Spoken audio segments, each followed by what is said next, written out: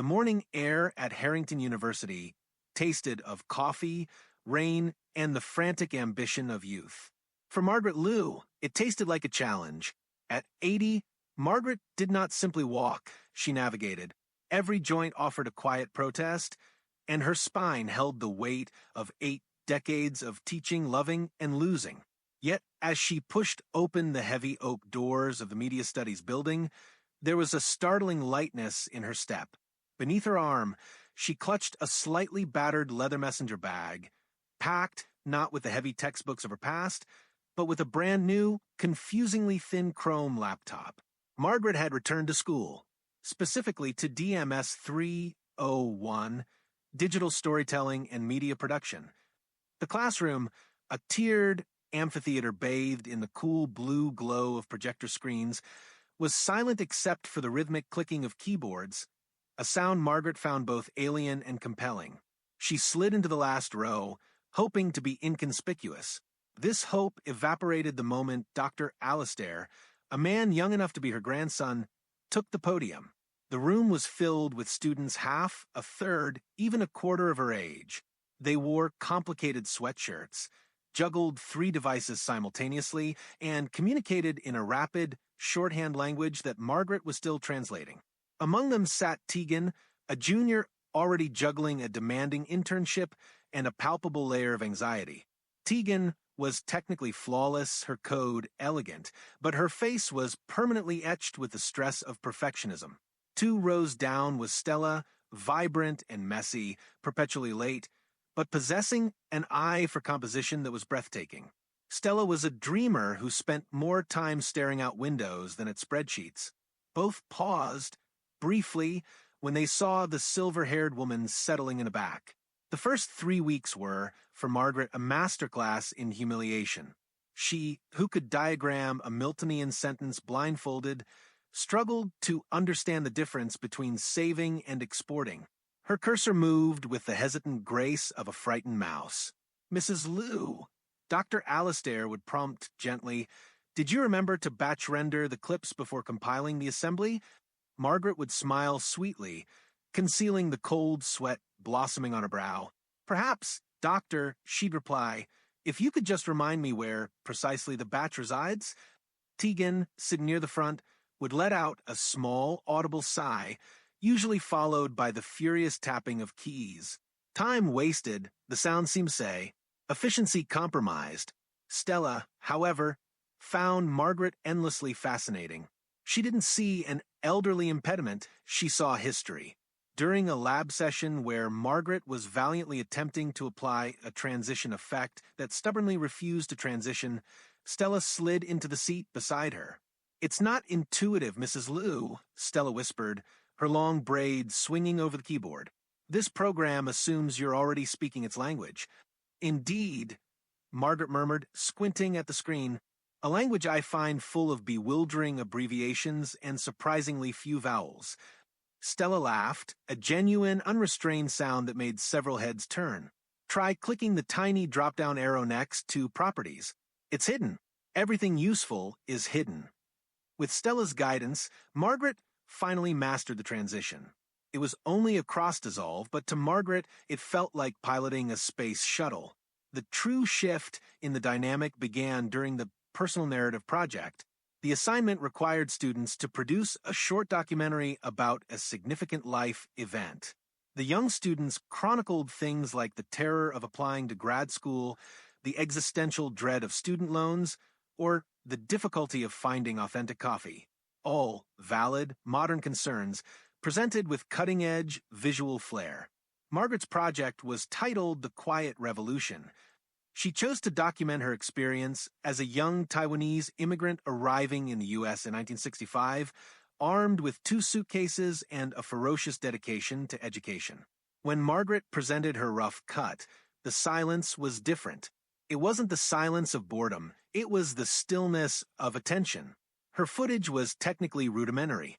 The lighting was often shaky, her voiceover slightly too far from the microphone. But the story, the raw, simple power of perseverance, transcended the medium. She showed faded photographs, clips of old news footage, and most powerfully her own hands still nimble after decades of grading papers, now typing out code on a modern machine. I spent 40 years teaching high school seniors how to read a story, Margaret concluded, her voice gaining the powerful timbre of the veteran educator. But I realize now the greatest narratives are not those we consume, but those we continue to write in the present moment. Tegan, whose short film was a technically perfect but emotionally hollow critique of social media algorithms, shifted uncomfortably in her seat. She realized that Margaret was fluent in a language Tegan had forgotten: genuine human experience. The inspiration Margaret provided was quickly becoming reciprocal. The younger students began to see her as a communal resource, a living textbook. They were excellent at optimizing memory usage. Margaret was excellent at optimizing dialogue. They knew how to navigate the complicated labyrinth of digital rights. Margaret knew how to navigate the complicated labyrinth of human motivation. Tegan, under immense pressure from her internship, a prestigious media conglomerate that demanded 24/7 responsiveness, was nearing a breaking point. Her final documentary proposal, a complex deep dive into AI ethics, was brilliant but overwhelming. She hadn't slept properly in 3 weeks. One evening, Margaret found Tegan slumped over a workstation in the lab at 11 p.m., tears silently splashing onto her monitor screen. "Tegan, dear," Margaret said softly, pulling up a chair, "may I be of assistance, or would you prefer a cup of dreadful campus tea?" Tegan scrubbed at her face. "I can't do this, Mrs. Liu. It's too much. I've optimized everything, I've budgeted every second, and I'm still falling behind. If I don't get this perfect, the internship falls apart, and then my whole future—" "Ah, yes," Margaret nodded, placing a steady hand on the girl's shoulder. "The tyranny of the perfect. I remember that monster." "You do?" Tegan sniffled, surprised. "Of course. When I was your age, I had to be the perfect daughter, the perfect student, the perfect role model for my family. The weight was crushing. But listen carefully, Tegan," Margaret said, leaning in. Her voice was low and firm. "A life demanding perfection is a life dedicated to stalling. You are a genius with the software, but you are treating your own heart like a poorly designed algorithm." Margaret tapped the corner of the glowing screen. "What is the story you are trying to tell?" "AI ethics," Tegan mumbled. "No, what is the human story? Why do you care?" Because progress should serve people, not just profits. Because I hate how easily we lose control." "Then tell that story," Margaret instructed. "You have 60 years of technological evolution to look forward to. If you burn out now, you risk missing the whole show. Stop running the fastest, Tegan. Start running the farthest." Tegan looked at her, truly looked at her. Margaret wasn't giving her a platitude. She was giving her perspective, filtered through decades of seeing cycles repeat. The next day, Tegan returned with a revised premise. She slightly scaled back the technical sprawl of her project and instead conducted poignant interviews with elderly people about their relationship with technology, a perfect blend of her technical skill and Margaret's suggested humanity. As the semester drew to a close, the final project loomed: the creation of a fully interactive digital portfolio. This was the moment where Margaret was supposed to falter decisively. But something had shifted in the classroom. The students had quietly begun integrating their collective knowledge around Margaret's needs. Stella, recognizing Margaret's difficulty with vector graphics, spent an afternoon teaching her shortcuts, translating abstract concepts into concrete metaphors. "Think of the Bezier curve like handwriting, Mrs. Liu. It shouldn't be perfect the first time, only expressive."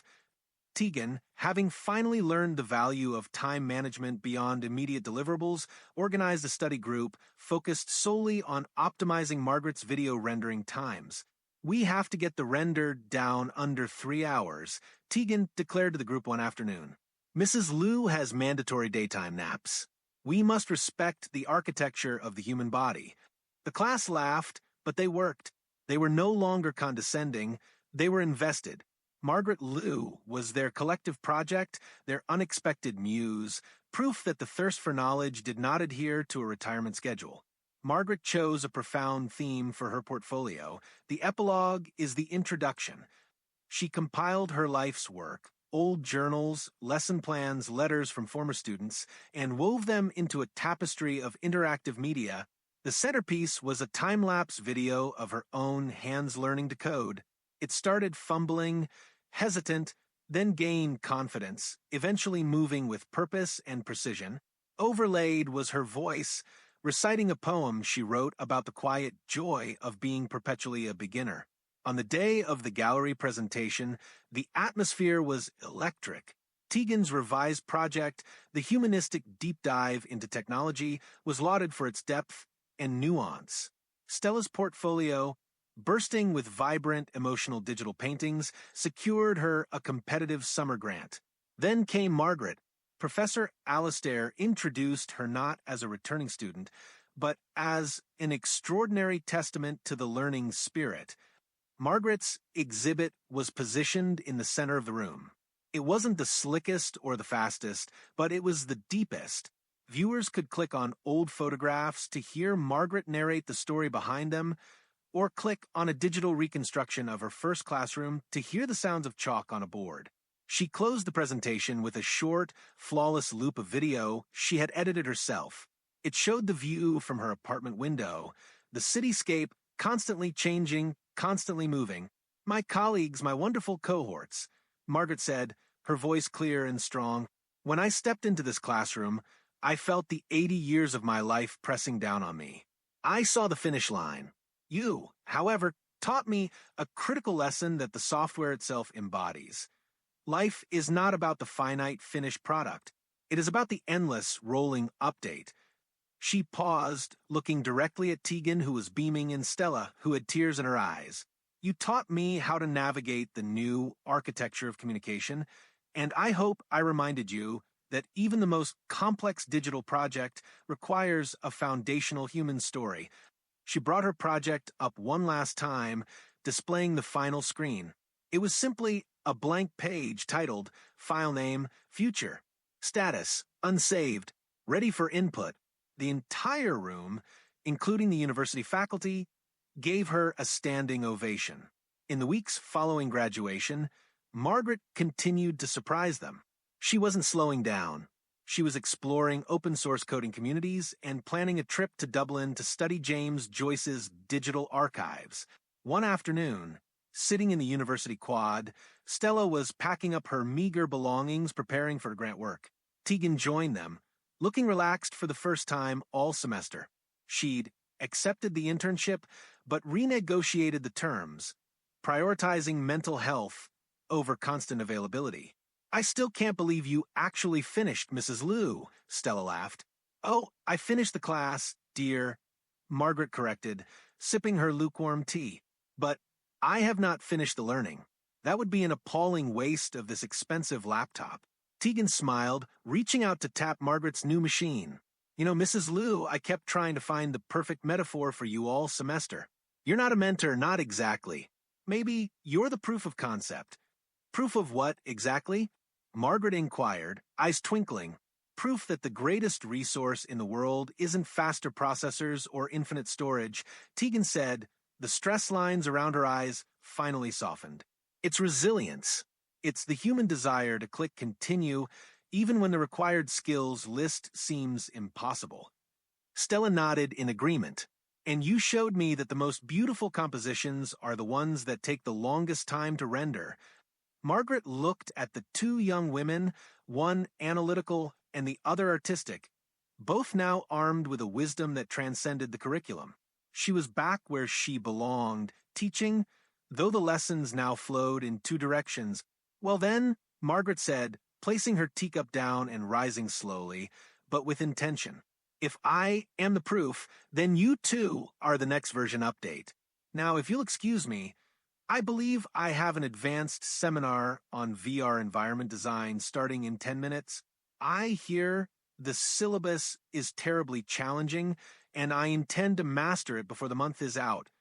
And with the purposeful stride of a woman who understood that the only true expiration date was apathy, Margaret Liu, the perpetual student, navigated across the quad, chasing the next chapter. The journey had barely begun. That will be all for today. Don't forget to subscribe and hit the notification button. Goodbye.